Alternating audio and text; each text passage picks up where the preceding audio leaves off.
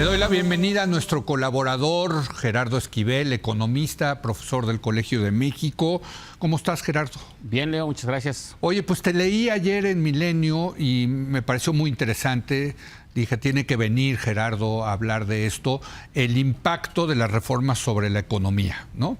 ¿Cuál es el argumento? Mira, el primer argumento que planteo es descarto la posibilidad de una crisis macroeconómica, porque hay quien ha pensado que esto puede generar una crisis macroeconómica, y lo que digo es, eso no va a ocurrir, y no va a ocurrir porque el contexto económico ahora es mucho más sólido de lo que era en el pasado, ¿no? Sí. Tenemos un relativamente buena relación con el exterior, un desequilibrio muy pequeño en la balanza comercial y de pagos.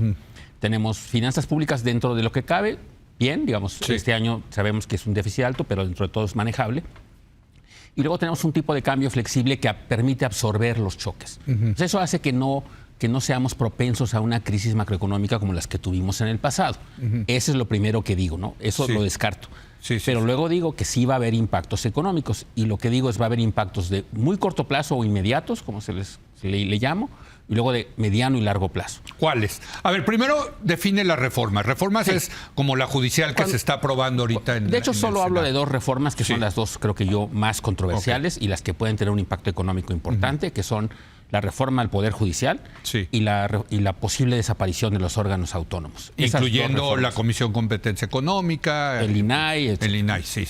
Esas son las dos reformas en las que me concentro. Hay otras reformas que tienen otras implicaciones. Por ejemplo, las reformas sociales tienen implicaciones de gasto, pero no entro a esa discusión. Nada más estas dos, porque me preocupa una cosa que ya se ha dicho reiteradamente, que es, a los ojos de los inversionistas extranjeros, tanto la gente que viene a invertir, a poner una planta en el país, por ejemplo, como aquellos que vienen a invertir su capital nada más a traerlo a la bolsa, digamos. A los dos tipos de inversionistas les preocupa una situación que con la reforma judicial y con la posible eliminación de los órganos autónomos podría ocurrir, que es la pérdida de independencia, primero del Poder Judicial y segundo, por la falta de contrapesos en algunas instancias, como la lucha, por ejemplo, por fomentar la competencia en ciertos sectores. Así es. Entonces, eso a los ojos de los inversionistas es una reforma que va en el sentido negativo. Y yo creo que eso va a tener el impacto de que muchos o algunos inversionistas, no todos evidentemente, pero algunos de ellos, pues van a posponer, a retirar sus decisiones, buscarán otras alternativas. Ahora, dices los extranjeros, pero también los nacionales. Sí, por supuesto, los dos, porque claro que los dos juegan, digamos, en el contexto local, y los dos saben que cuando toman decisiones de inversión en el país, y si hubiera, por ejemplo, alguna controversia, pues es donde pueden perder, digamos, o no confiar en el resultado, y eso va a hacer que sean mucho más cautelosos. Eso en general, como se percibe, es simplemente un aumento del riesgo país, es como se conoce, ¿no? Totalmente. Y entonces esa percepción pues va a hacer que se retraigan algunas de estas inversiones, y eso va a hacer que la economía primero pues empiece a desacelerarse aún más de lo que ya está. Que por cierto, ya está. Yo he venido insistiendo en que la desaceleración es bastante rápida, y que a fines de este año vamos a estar prácticamente en un crecimiento pues casi cero, básicamente. Ahorita estamos en 1.1. Ahorita el último crecimiento fue 0.9, de hecho, el del último trimestre anualizado. Pero entonces estamos en ese proceso, viene la transición, y en la transición una cosa que muchos han estudiado, incluyéndome a mí, es que en las transiciones los primeros años de gobierno suelen ser de bajo crecimiento. Eso es natural porque entra una nueva administración, inicia nuevos proyectos, pero los proyectos no se echan a andar de la noche a la mañana.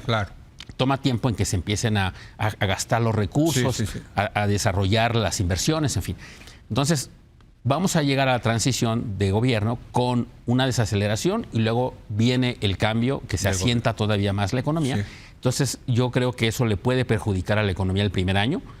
Y si además le sumamos el impacto de estas reformas, pues creo que una potencial recesión que yo creo que no podemos descartar el año que entra, podría incluso prolongarse un poco más de lo que debería ser, ¿no? ¿Más allá del 25? Pues por lo menos todo el 25, ¿no? Y una recesión, pequeña recesión. Sí, todo esto es una pequeña recesión, es una recesión, una caída a lo mejor de un punto del PIB. Ni siquiera. ¿No? Yo creo que más bien es estancamiento. Estancamiento. Y ese estancamiento, digamos, en sí mismo es indeseable porque ya se dejan de generar oportunidades de empleo, etc.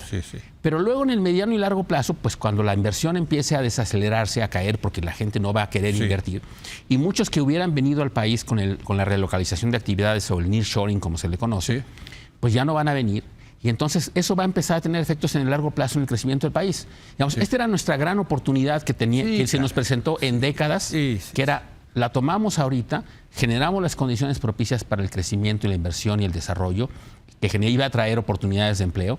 Eso es lo que iba a permitir que por primera vez en muchos años pudiéramos dar el brinco de crecimiento. Nada más déjame te digo un dato que me parece que poca gente sabe, pero que es sorprendente. El Producto Interno Bruto por trabajador es hoy en México inferior a lo que era hace 25 años. O sea, ese es el tamaño de la falta de crecimiento y productividad que tenemos en el país. Es que sabes que, Gerardo, aquí y en esta mesa muchas veces nos reíamos hasta con Raúl Feliz, decíamos el maldito 2% de crecimiento anual al que estamos acostumbrados en el maldito periodo neoliberal. Bueno, pues eso se ve muy bien ahorita, man. Bueno, el crecimiento de esta administración, como ya lo dijo el propio presidente en su último informe de gobierno, va a ser de 1% por año durante el sexenio. Exacto. Va a ser incluso un poquito abajo de eso. Que básicamente es el crecimiento de la población. Quiere decir que el ingreso per cápita va a ser cero durante esta administración. Hacia adelante sí se veía un escenario un poco más optimista con el nearshoring, que podía haber traído mucha inversión, podía haber detonado muchas actividades. Bueno, hoy en día creo yo que con estas reformas lo que estamos haciendo es básicamente diciendo esas posibilidades, pues van a llegar algunas, porque sin duda algunas seguirán llegando, porque el país sigue siendo atractivo por la posición geográfica, por los acuerdos comerciales, por la cierta estabilidad que tenemos, en fin. Pero sí va a haber situaciones y aspectos en los cuales algunas empresas van a decir, perdón, pero yo ahorita mejor voy a otro lado. Y ahí cito a Juan Gabriel, a su vez citado por ti, en un artículo muy bueno de pero qué necesidad, ¿no? Así es, ¿para qué tanto problema? ¿Para qué tanto problema hacer ahorita? Tenía todo el viento a su favor. Mira, no teníamos urgencia. Y si a mí me hubieran dicho, oye, vamos a poner costo político en la discusión de una reforma, yo no tengo la menor duda de que la reforma que habría que haberse buscado hacer era la reforma fiscal. Claro. Porque la reforma fiscal nos iba a dar recursos para el gobierno, para poder hacer todos los programas sociales que quisiera, para poder invertir en infraestructura y para poder hacer una sociedad más equitativa. Eso hubiera sido donde yo hubiera apostado mi capital político, y creo que es algo que además seguimos necesitando. Totalmente. Y que en la medida en la que lo logremos hacer, si hubiéramos logrado hacer eso iba a ayudar a impulsar el crecimiento, si hubiéramos destinado recursos importantes a la infraestructura que tanta falta hace en el país. Yo estoy completamente de acuerdo contigo. Ahora, dime una cosa, porque obvio la preocupación es sobre la inversión, sobre el crecimiento, sobre la generación de empleos, estas variables muy sólidas económicas, pero la gente lo que está viendo es el dólar, ¿no? Bueno, ese es el impacto de corto plazo, que ya lo decía, ¿no? El impacto de corto inmediato ocurrió, del punto más bajo que llegamos a estar 16.3, estamos en 20 pesos ahorita, ¿no? Que es una depreciación de casi 20%. Eso no es menor, o sea, pues a algunos ya les impacta, ¿no? A algunos les beneficia, por cierto, al sector exportador le beneficia, a quienes reciben remesas los se beneficia, pero muchos otros pues les perjudica, y es un indicador que básicamente pues todo lo que se había apreciado en los últimos 2 años se perdió en estos 3 meses. Gracias, querido Gerardo, perdón. Al contrario, gracias a ti, Leo. Gracias a Gerardo Esquivel, y muchas gracias a usted. Muy buenas noches.